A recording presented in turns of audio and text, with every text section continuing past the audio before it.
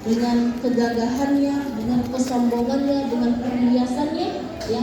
Namun tetap ada orang-orang mengingatinya, ya. Atau orang-orang yang yang pengen seperti dia. Kadang-kadang kalau kita lihat rumah orang bagus, lalu kapan ya kita punya kayak gini. Tapi ketika orang itu bangkrut, untung ya kita tidak seperti dia. Itulah orang-orang, berarti dari zaman itu ada orang kayak gini. Qala alladziina yuriduna al-hayata ad-dunya ya laita lana mithla ma utiya, memberikan hanya kepada orang-orang yang dicintai Allah. Makanya yang perlu kita banggakan, yang kita kagumi, bukan orang yang diberi mobil banyak, rumah yang luas, ya. Apa lagi? Al-hijratu illatu hadina hamalal islam lana dina. Al-hijratu illatu hadina hamalal islam. Untuk berbuat kebaikan itu setidaknya kita sudah dapat pahala kebaikan. Dan jangan pernah kita berniat buruk, ya, karena nanti lama-kelamaan kalau kita sering berniat buruk, nanti ketika dimudahkan untuk berbuat keburukan itu, kita akan dapat balasannya dari Allah Subhanahu wa Ta'ala. Sesungguhnya Allah mewajibkan engkau Nabi Muhammad untuk menyampaikan dan berpegang teguh kepada Al-Quran, ya. Rabbi a'lamu man ja'a bil huda wa man huwa fi dhalalin mubin. Aku paling mengetahui siapa yang membawa petunjuk dan siapa yang berada dalam kesesatan yang nyata.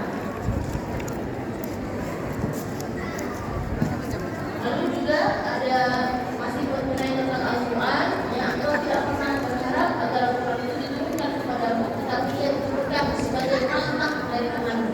Jadi Al-Quran adalah rahmat untuk kita, ya, bentuk kasih sayangnya Allah Subhanahu wa Ta'ala. Makanya dalam surat Ar-Rahman diawali dengan apa?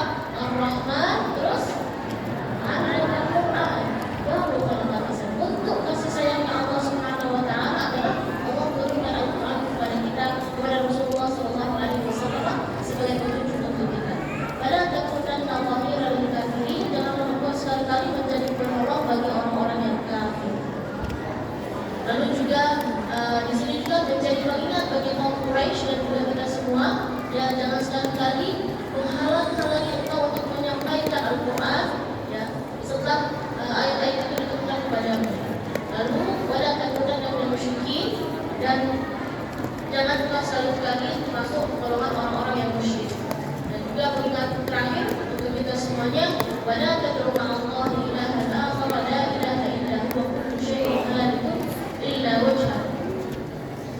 Dan jangan kau pula menyembah Tuhan selain Allah, tidak ada suatu Tuhan selain Dia, segala sesuatu pasti binasa kecuali Zatnya, segala utusan menjadi wenangnya, dan hanya kepadanya kamu dikembalikan. Wa ilaihi turja'un. Ini adalah ayat terakhir dari surah Al-Qasas. Banyak pelajaran yang kita bisa ambil dari surah Al-Qasas, berawal dari kisah Nabi Musa alaihissalam dan berakhir dengan kisah Qarun dan Fir'aun yang di awal sombong dengan jabatannya, sombong dengan kekuasaannya, takut turun jabatannya, takut hartanya, takut kekuasaannya diambil oleh pemuda dari kalangan Bani Israel. Sedangkan Qarun yang sombong, yang mengatakan itu harta dari ilmu saya, harta dari pengetahuan saya, semuanya binasa karena satu